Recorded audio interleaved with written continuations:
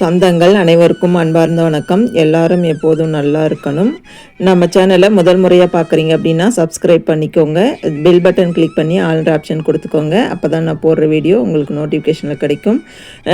நம்ம பார்க்க போகிற பதிவு வெள்ளிக்கிழமை நாளில் இந்த தீபம் ஏற்றினால் பண வரவு அப்படிங்கிறது அதிகரிக்கும் அப்படிங்கிறத பற்றி பார்க்கலாம்.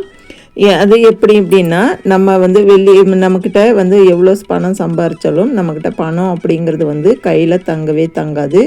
வர்ற காசு எப்படியாவது செலவாயிட்ருக்கும். வரவு தான் இருக்குமே தவிர நம்மக்கிட்ட சேமிப்பு அப்படிங்கிறது இருக்காது. இதை இப்படி ஒரு தீபம் ஏற்றி வழிபாடு செய்கிறதால நமக்கு பண விரயம் அப்படிங்கிறது இருக்காது. பண வரவு அப்படிங்கிறது அதிகரிக்கும். அதுக்கு வெள்ளிக்கிழமை சுக்கர ஓரையில் இந்த மாதிரி ஒரு தீபம் ஏற்றுங்க. உங்களுக்கு பண வரவு அப்படிங்கிறது அதிகரிக்கும். அதுக்கு அகல் விளக்கு ஒன்று எடுத்துக்கோங்க. அகல் விளக்கு தான் வேணும். அந்த அகல் விளக்கு ஒரு தட்டு வச்சுக்கோங்க. மஞ்சள் குங்குமம் வச்சுக்கிட்டு அந்த அகல் விளக்கை என்ன பண்ணணும் அப்படின்னா, அதில் கொஞ்சமாக பச்சரிசி, உங்கள் வீட்டில் பச்சரிசி எல்லார் வீட்லேயும் இருக்கும், அந்த பச்சரிசி கொஞ்சமாக போட்டுக்கோங்க.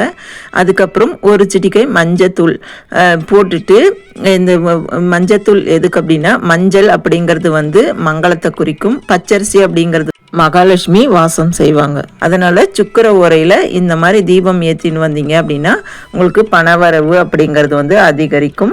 கொஞ்சமாக மஞ்சத்தூள் போட்டு அதுக்கப்புறம் ஒரு திரி, இந்த தீபம் தேங்காய் எண்ணெயில் தான் ஏற்றணும். தேங்காய் எண்ணெய் எல்லார் வீட்லேயும் இருக்கும் அப்படின்னு நினைக்கிறேன். இல்லை அப்படின்னா கடையில் வாங்கிக்கோங்க. நான் எப்பயுமே தேங்காய் எண்ணெயில் சில நாட்களில் தீபம் ஏற்றுவேன்.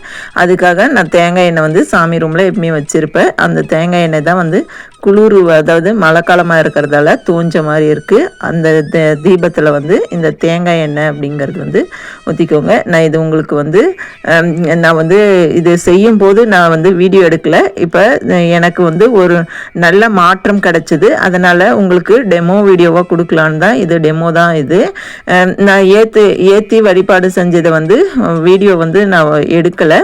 அதனால தான் நான் இப்படி ஒரு வீடியோ கொடுக்குறேன். அதில் தேங்காய் எண்ணெய் ஊற்றிக்கோங்க. தேங்காய் எண்ணெய் ஊற்றிட்டு ஒரு பஞ்சு திரி போட்டு தீபம் ஏற்றிக்கோங்க. இந்த தீபத்தை எங்கெங்கே வைக்கலாம் அப்படின்னா, உள்வாசலுக்கு அதாவது நிலைவாசலுக்கு உள்பக்கமாக வடக்கு திசை பார்த்த மாதிரி எரிய வைக்கலாம். வடக்கு திசை அப்படிங்கிறது குபேரனுக்கு உரிய ஒரு திசை. குபேரன் அப்படின்னாலே பணவசியத்துக்கு குபேரனை தான் நம்ம வழிபடுவோம். குபேரனுடைய அருளும் ஆசீர்வாதமும் இருந்தால் தான் நமக்கு பணவரவு அப்படிங்கிறது அதிகரிக்கும். வடக்கு திசையை பார்த்து இந்த தீபம் அப்படிங்கிறத ஏற்றி வச்சுக்கோங்க.